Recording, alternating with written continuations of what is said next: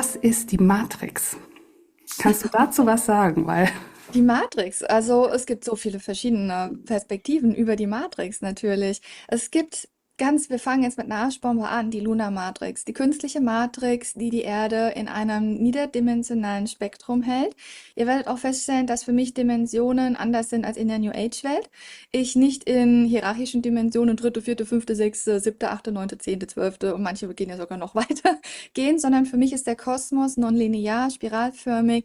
Alles, was ist, ein buntes Potpourri aus unzähligen, vielen verschiedenen Frequenzen, Sequenzen, also Schwingungen und ja, damit entsprechenden auch Informationen und Codes. Ich sehe den ganzen Kosmos in Form von Codes. Codes, die wie Geometrie aussehen. Codes in Form von Zahlen, von Zeichen. Aber auch in allererster Linie Töne, Klang, Frequenz. Und auf der einen Seite ist die Erde, dass sie in einem dreidimensionalen Bewusstseinszustand gehalten ist. Mittlerweile sind wir nicht mehr dreidimensional, sondern dreidimensional kann gewählt werden, aber auch höhere Spektren. Also es gibt Orte auf diesem Planeten, die sind auf jeden Fall schon höhere 4D allein vom Schwingungsspektrum. Aber all das ist eigentlich nicht natürlich, weil die Norm einer materiellen Welt ist fünfdimensional.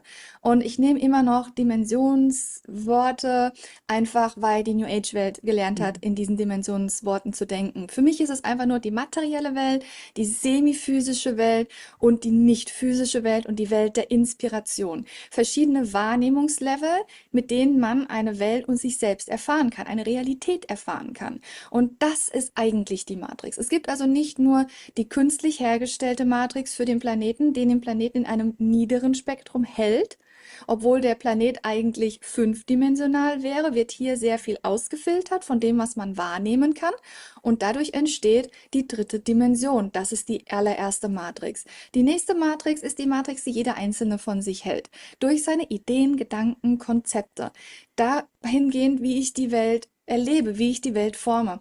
Ich bin nicht gefangen in einer Matrix, sondern ich erschaffe die Matrix anhand von meiner Resonanz. Ich kann mich auf der Erde befinden, die künstlich in einer Matrix sich befindet, mich daraus lösen, indem ich mein Bewusstsein erhöhe, meine Energie erhöhe, meine Konzepte überdenke, ausdehne und weiß, dass mein Leben nicht hier anfängt und dort aufhört. Dass die Farben, die ich sehe, noch andere Farben sind, die ich nicht sehe, aber dass das, was ich nicht berühren und sehen, riechen und schmecken kann, trotzdem Teil meiner Welt ist. Und wenn ich das, was ich nicht sehen, riechen, hören und schmecken kann, beginne in meine Realität zu integrieren, dann löse ich in mir die Matrix mit auf.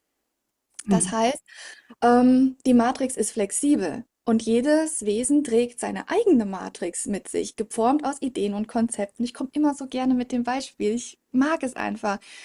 Was ist das? Eine Tasse. Was ist darin? Das wisst ihr nicht. Ich sage, es ist Tee. Wenn ich sage, Tee ist da drin, dann habt ihr ein Konzept, was Tee ist. Dann könntet ihr mich fragen, was ist da für ein Tee drin? Dann könnte ich euch sagen, das ist Mate-Tee. Und dann könntet ihr sagen, warte, Mate-Tee habe ich getrunken, habe ich nicht getrunken. Und dann haben wir uns geeinigt auf, das ist eine Tasse, darin ist Tee, da ist Mate-Tee und der schmeckt so und so in eurer Realität. Das heißt, eine Matrix kann auch geteilt werden durch verschiedene Ideen und Konzepte und Übereinkünfte, die man sich teilt. Und so formen sich Realitätsspektren und kollektive Erfahrungsspektren und damit eine kollektive Matrix, die auch vorhanden sein kann. Je nachdem, wie weit mein Bewusstseinslevel ist, je nachdem, wie viel ich verstehe, wie viel ich verkörpere, nicht nur gehört habe, sondern verstehe, sehe, Zugang habe, eröffnet sich ein Wahrnehmungsspektrum und damit eine offenere, andere Version der Matrix. Und dann integriere ich die Übereinkünfte mit dem Kollektiv, wie zum Beispiel, das ist eine Tasse und die ist so und so. Aber ich beginne verschiedene Versionen der Tasse zu sehen und zu wissen, in meiner Welt habe ich diese Potenziale dieser Tasse. Aber ihr seht in eurer Welt diese Tasse. Das heißt, jeder kann sich aus einer kollektiven Matrix herausentwickeln und mehr wahrnehmen, mehr Bewusstsein aktivieren und dadurch in einen anderen Zustand kommen von seinem Bewusstsein und seiner eigenen Matrix, während er die Matrix, in der er physisch ist, integriert. Und das ist das, was ich tue. Ich bin mir bewusst, dass ich einen menschlich aussehenden Körper habe, aber ich bin nicht gebunden in diesen Körper.